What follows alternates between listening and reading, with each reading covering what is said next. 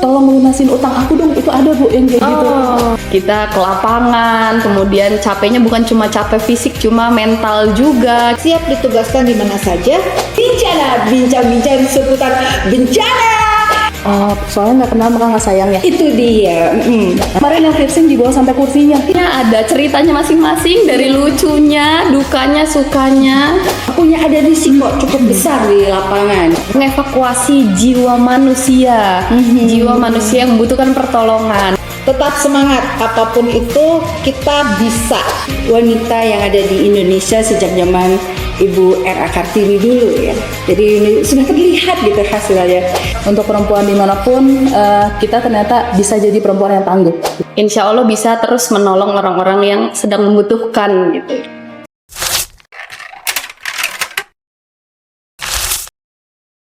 Assalamualaikum warahmatullahi wabarakatuh. Apa kabar wargi tangguh? Ketemu lagi dengan Sylvia di Bincana, bincang-bincang seputar bencana. Dan kali ini ya, ini yang paling keren hari ini adalah dalam rangka Hari Kartini 21 April kita ketemu dengan para serikandi-serikandi, cewek-cewek berseragam ya, simaknya ada keluar semua.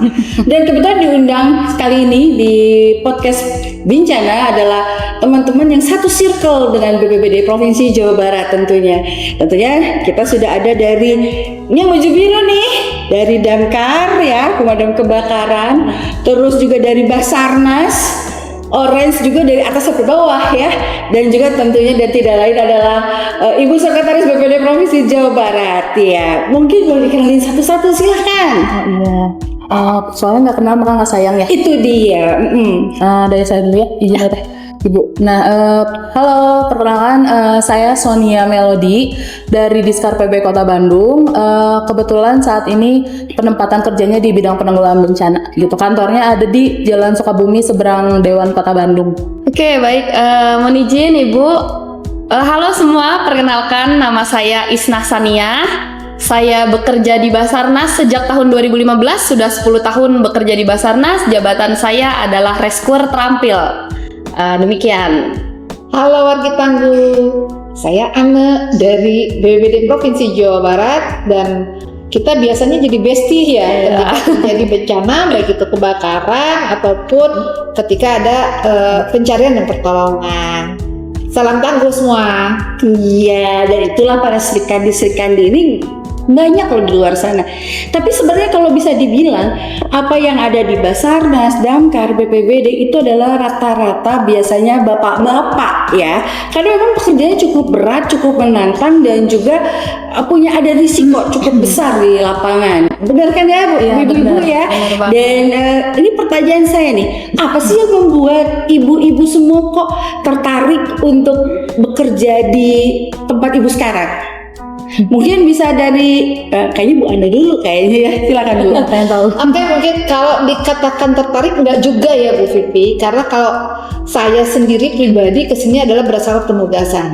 Tapi satu prinsip, ketika menjadi CPNS siap ditugaskan di mana saja, dan supaya melt in, cintai pekerjaan yang ditugaskan itu. Memang kalau dikatakan berat enggak juga ya. Tapi ada sedikit yang menjadi berat ketika Bu Vivi manggil saya Bapak atau teman-teman yang lain manggil siapa, saya sampai bingung sendiri. Saya ini adalah seorang wanita. Kemudian ketika bekerja memang lingkungannya adalah laki-laki. Nah, wanita itu kan ada jurus kepepet ya. Ketika kepepet, inovasinya keluar. Nah, itu yang menjadi unggulan wanita. Kemudian kedua, wanita itu berapa puluh ribu kata Bu Vivi? Setiap hari 20 ribu. Supaya berjalannya organisasi, gunakanlah kata itu sampai orang itu bosan. Terutama bapak-bapak yang kata-katanya lebih sedikit gitu ya. Nah, inilah menjadi keunggulan seorang wanita ketika rekan kerjanya atau dunianya adalah laki-laki. Dan tadi ya saya titik beratkan bahwa wanita itu punya ilmu kepepet. Ketika kepepet, inovasinya dan kekuatannya keluar dan luar biasa. Itu nggak kalah ya Bu ya? Nggak kalah. Baiklah. Nah, ini gimana dengan Ibu Sonia dulu nih?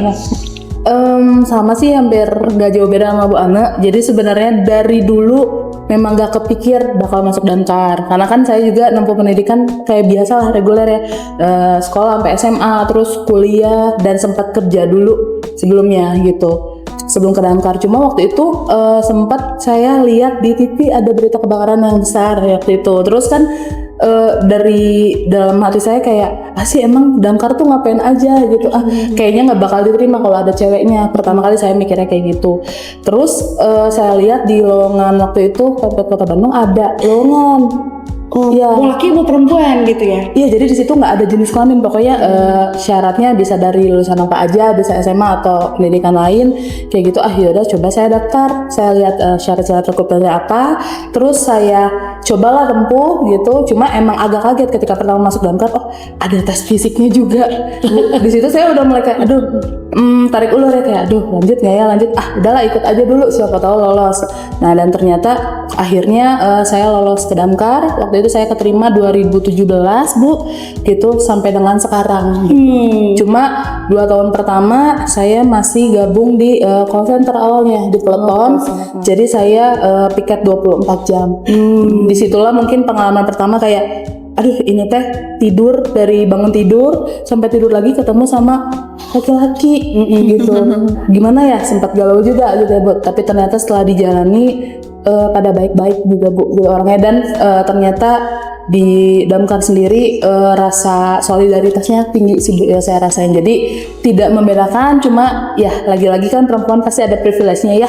Jadi kadang kayak kasihan karunya gitu, misalnya kalau dia mah capek, yaudah sok tetehnya misalnya kalau ada kejadian jangan megang di depan misalnya ya, di tengah aja kayak gitu. Kayak gitu. Ada privilege juga ya, untuk agak bedain perempuan dan keterbatasan tertentu. Iya, betul.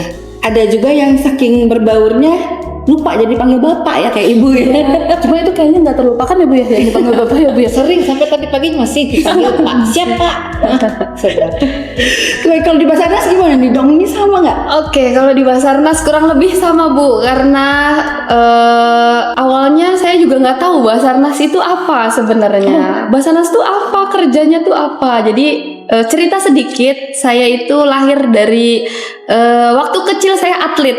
Ya, saya atlet dayung, kemudian saya masuk Platda, Platnas, dan di tahun 2015 itu belum ada kepastian kalau atlet-atlet berprestasi nih dapat kerjaan atau tidak, kemudian disejahterakan atau tidak itu belum ada.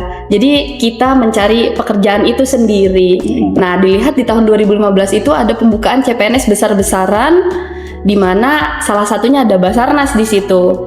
Karena saya tidak diizinkan daftar TNI atau Polri pada saat itu oleh orang tua saya.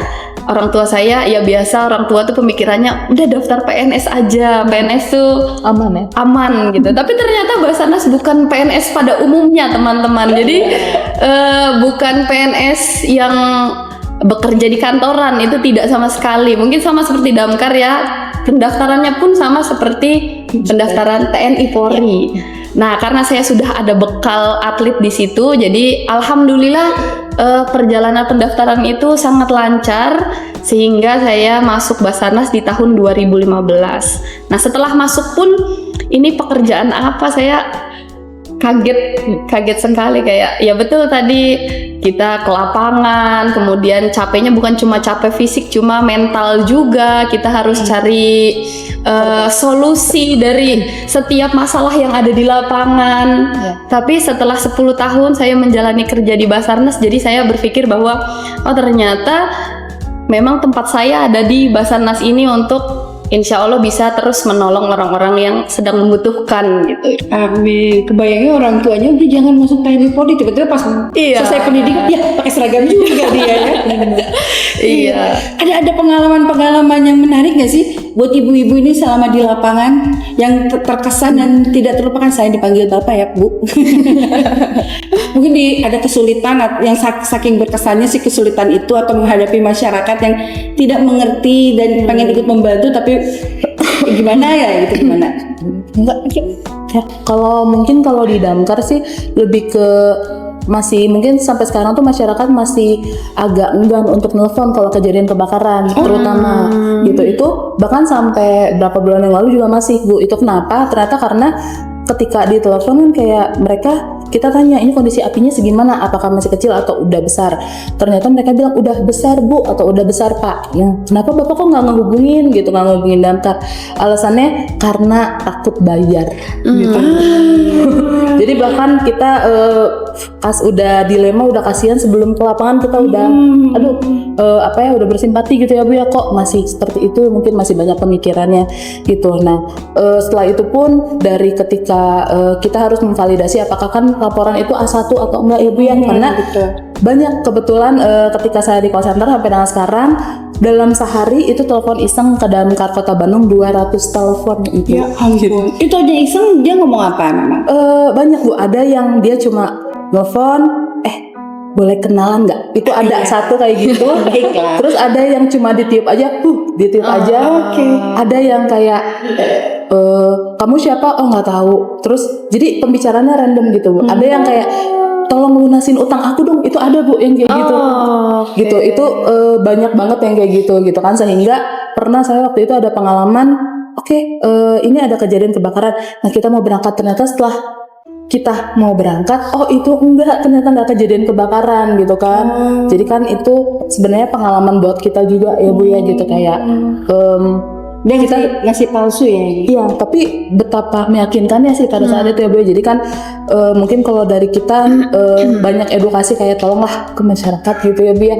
Kalau bisa kan slot kita memang banyak, slot di Damkar call center. Cuma kalau bisa sih kalau memang kejadian itu betulan barulah menelpon ke Damkar seperti itu. Jadi kita edukasi memang Damkar ini pelayanan masyarakat, tapi maksudnya cobalah untuk mungkin benar-benar menggunakan laporan itu untuk benar-benar kejadian ya. Tapi ini menarik ya, maksudnya yang beneran kebakaran takut nelpon, yang nggak kebakaran nelpon dulu gitu ya. Iya, betul Bu, karena pernah pengalaman waktu itu karena ada telepon iseng pada jam 11 malam, ternyata ada kejadian kebakaran beneran waktu saya masih di call center. Itu kalau nggak salah entah vaksin, entah itu tempat pokoknya kayak sejenis, tidak menyebut itunya ya Bu ya. Nah seperti itu. Laboratorium lah ya gitu. Ya seperti itu. Nah jadi ketika waktu itu kan ada komandan regu ya dan kru saya, terus bilang ini kenapa teleponnya tidak masuk gitu kan. Oh ternyata sempat terhambat oleh itu gitu. Jadi pergi tangguh siapapun di sana ya, manfaatkan yang namanya call center, Basarnas, BPBD, Damkar itu secara bijak, karena jika ada yang memerlukan kan kesian dia tidak bisa menelpon. Dan jangan takut, sebuah layanan kami gratis ya kan. Nah silakan kalau dari Basarnas bagaimana? Dari Basarnas untuk Pengalaman yang paling ya, pengalaman kalau saya pribadi setiap operasi SAR itu pasti ada ceritanya masing-masing ya Bu ya.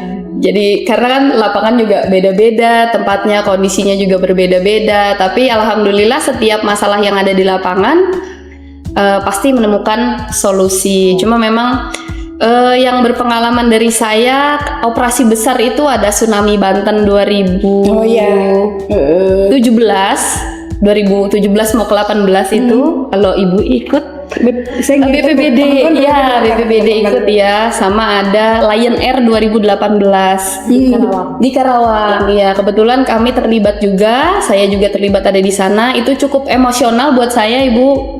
Dan teman-teman semua sangat emosional di setiap operasi SAR yang ada itu sangat emosional karena ada orang yang kehilangan ya di sana. Cuma untuk 2 operasi itu sangat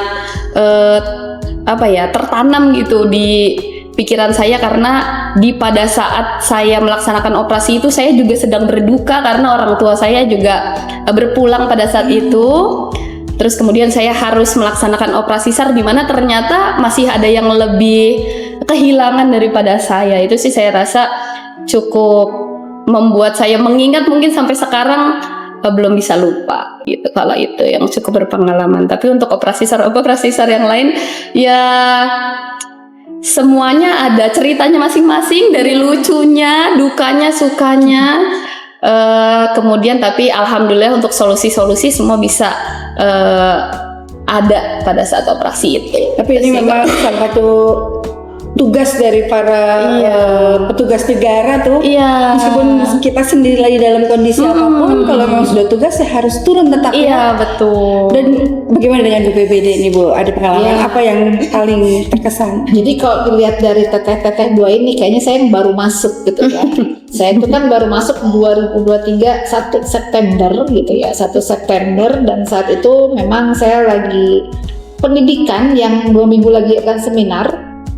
Kemudian saya pindah ke BPBD, seminggu kemudian saya diberikan ujian tanggap darurat provinsi Sari Mukti, ya. Nah ini juga luar biasa, tapi dengan begitu saya langsung terjun. Jadi waktu itu saya tidak tahu apa namanya tanggap darurat, apa itu SKBDB, IC Commander, saya belum paham sama sekali. Tapi ketika terjun disuruh memimpin rapat gitu ya, dan rapat itu semuanya ya saya aja yang paling ganteng gitu ya. Maaf, saya aja yang paling cantik gitu kan, karena memang itu sampai malam, karena memang tidak ada perempuan di situ, jadi saya sendiri kemudian diminta untuk memimpin rapat. Tapi itu adalah ajang arena saya ngasah kemampuan, kemudian mempercepat saya menyerap ilmu.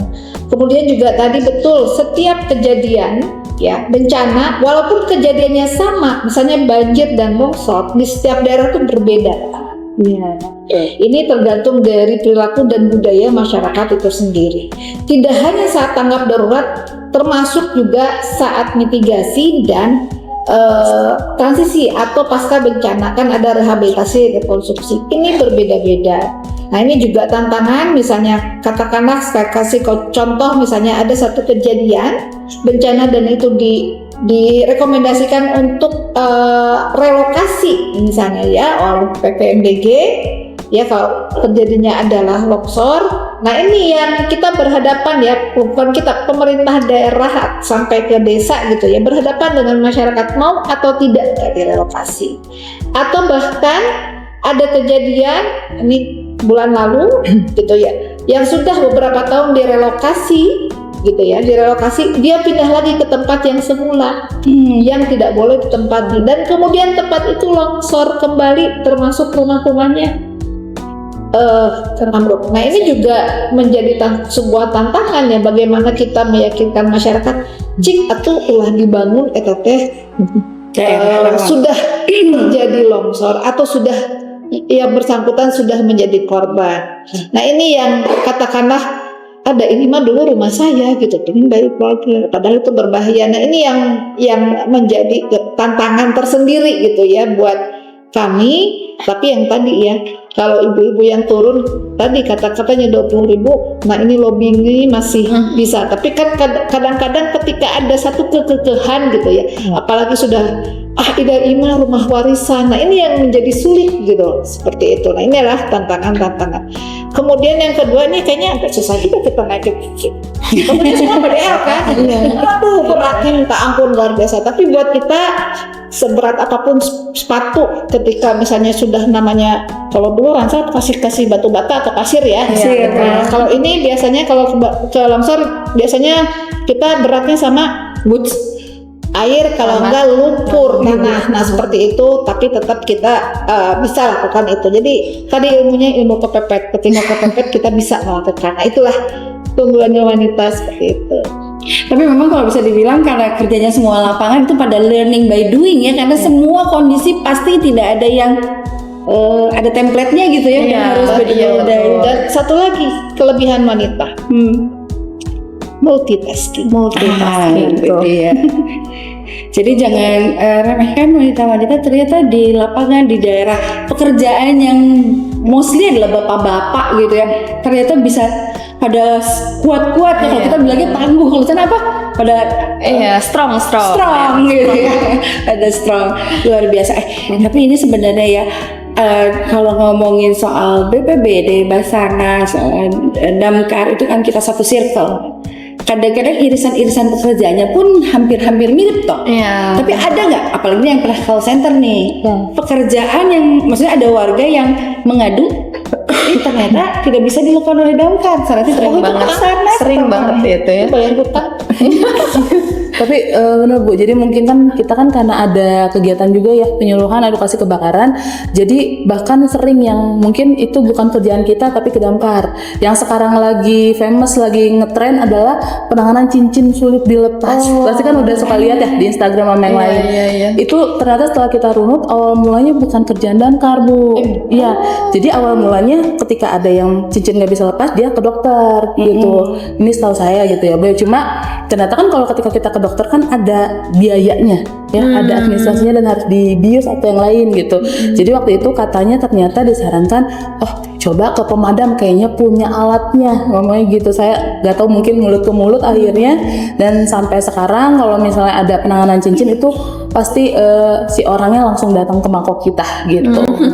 Cincinnya juga ada yang di hidung ya. Itu kemarin yang piercing dibawa sampai kursinya ketika kita sampai yang lagi di kantor kayak mau ngeliat juga kayak, kok bisa ya kayak gitu ya Bu. Mau ketawa salah, nggak ketawa udah pengen ketawa. Tapi ketika penanganan gak ketawa sih Bu. Ya kita kayak, ayo pasti bisa gitu kan. Gitu. Dan biasanya penambangan pohon juga Bu itu, penambangan itu pohon. kita agak, maksudnya kan harus tahu ya Bu ya, yang mana yang ditangani damkar, yang mana yang ditangani oleh dinasnya gitu. Karena kalau untuk damkar sendiri biasanya menangani pohon kalau memang udah mengganggu ketertiban umum ya, jadi misalnya menimpa mobil atau mengganggu jalan.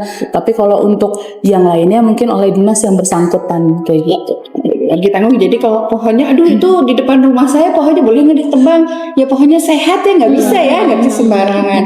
Gimana dengan Basarnas? Oh, Basarnas sering banget Bu. Itu jadi kayak ada yang telepon mau ini mau itu, tapi ternyata bukan tugas pokoknya dari Basarnas. Karena tugas pokok dari Basarnas itu kan mengevakuasi jiwa manusia, jiwa manusia yang membutuhkan pertolongan. Jadi sering juga di Basarnas itu ada pemasyarakatan SAR, di mana kita juga kasih sosialisasikan bahwa Basarnas nih nanganinnya hanya manusia. Tapi biasanya kalau yang telepon tuh, misal sapi saya masuk ke sumur atau mungkin kucing saya terjebak di atas loteng, ya itu sering banget Basarnas juga nerima laporan itu. Oh, ada ular di rumah saya, berarti Basarnas. Iya, ada juga yang telepon gitu. Ya itu kan awamnya masyarakat ya, kurang taunya masyarakat. Jadi mungkin setelah menonton podcast ini, teman-teman jadi tahu gimana tugas-tugasnya juga. Betul. Apalagi Basarnas sering banget tukeran sama BPBD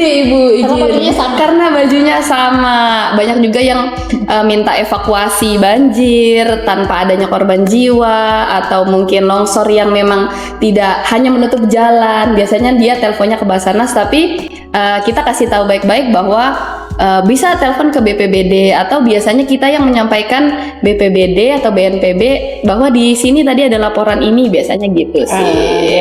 Iya. Bagaimana Bu kalau dengan BPBD sendiri? Sama saja. Jadi yang kebakaran juga ke BPBD, kemudian evakuasi yang ada korban ke BPBD. Tapi kan kita sudah ada di IG, ya, call center untuk pemadam kebakaran, kemudian Jawa Barat loh itu ya. Kemudian BPBD tinggal kita sematkan yang Basarnas. Tapi apapun itu karena kita besties ya, dan lingkupnya itu adalah di kebencanaan, baik damkar, Basarnas gitu ya. Ya bencana tidak hanya, kalau Basarnas tambahkan tadi evakuasi, dari kategori orang lagi mancing tenggelam itu sudah bukan bencana ya.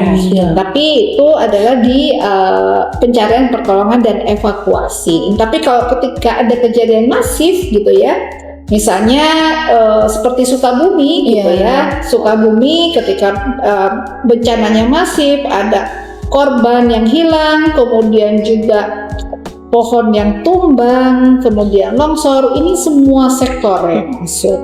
Itu ya, tidak hanya kami, tapi dinas-dinas teknis gitu ya, itu juga ikut bergabung untuk penanganan juga pemulihan, termasuk mitigasinya ke depan di tempat bencana. Jadi kalau misalnya tadi ya wargi semua, kalau ada kebakaran, tapi ada tugas tambahan lagi, ini bukan tambahan ya di damkar itu, OTT. Iya Bu, operasi tangkap tawon, operasi tangkap ular, ya. Itu waiting listnya 100 Bu sampai hari ini. Jadi memang betul ya, jadi kita itu memberikan layanan para logis semua, baik damkar, kemudian Basarnas, dan kami di BPBD itu tanpa biaya, karena kami sifatnya adalah public service gitu. Maka silakan jangan ragu, tapi tadi bijak gitu, jangan sampai nanti yang real ini ketutup sama yang katakanlah tadi ya, misalnya tolong dong lunasin hutang, lunas hutang mah bayarnya aku sendiri gitu ya, sorangan. Nah tapi kalau misalnya ada kejadian tadi ya, misalnya ada angin kencang gitu ya, atau puting beliung dan menimbulkan korban, ini kalau orangnya ketemu oke, nggak masalah, tapi kalau belum ketemu ini udah di Basarnas. Atau misalnya ada kejadian angin kencang dan menimbulkan kebakaran, itu juga bisa kita bareng-bareng. Kami ini komunikasinya ya sudah cukup lancar dan lancar sekali. Hanya tinggal tadi para wargi ketika terjadi ada suatu insiden, gitu ya. Apabila insidennya kecil, lapor saja dulu ke wilayah. Tapi kalau masih udah langsung ke BPD provinsi atau kabupaten kota, kita bisa langsung ya. Atau misalnya damkar ke Basarnas ketika memang ada korban yang tertimbun gitu ya, atau tertimbun bangunan, tertimbun tanah dan belum diketemukan, dibawa nanti Basarnas. Kalau tadi kambing masuk got ya silahkan ke Tapi itu sebetulnya tugas tambahan ya? Iya Bu, cuma sebenarnya dari data tahun kemarin ya 2024 bahkan lebih banyak kegiatan penyelamatan Bu daripada kebakaran. Penyelamatan tidak hanya manusia, Iya. berarti penyelamatan hewan. Kalau penyelamatan manusia mungkin di sini. Iya, sampai kemarin ada yang kadang kita nggak kepikir ya Bu, oh ada juga yang minta itu. Kemarin ada yang minta evakuasi di dalam tokonya ada tikus Bu. Di mana letak tikusnya? Ada di bawah meja dan di kamar mandi. Coba tolong datang damkar. Terus yang terakhir minggu kemarin di kosan perempuan ada kecoa banyak katanya. Terus ini kita perempuan semua Pak, Cina bisa tolong dibantu untuk menangani kecoanya, diambilin. Letak kecoanya di mana? Iya di kamar mandi kosan kita. Itu kadang kita bingung juga sih ya Bu ya. Akhirnya kita bantu menjelaskan kalau mohon maaf Bapak Ibu, kalau untuk ini mungkin nggak bisa kita tangani, yang bisa kita tangani adalah apa saja seperti itu. Boleh saya tanya nggak? Nah kan kalau damkar ini kan identik dengan laki-laki. Ya, ada nggak misalnya kata, Pak, saya lagi patah hati gitu.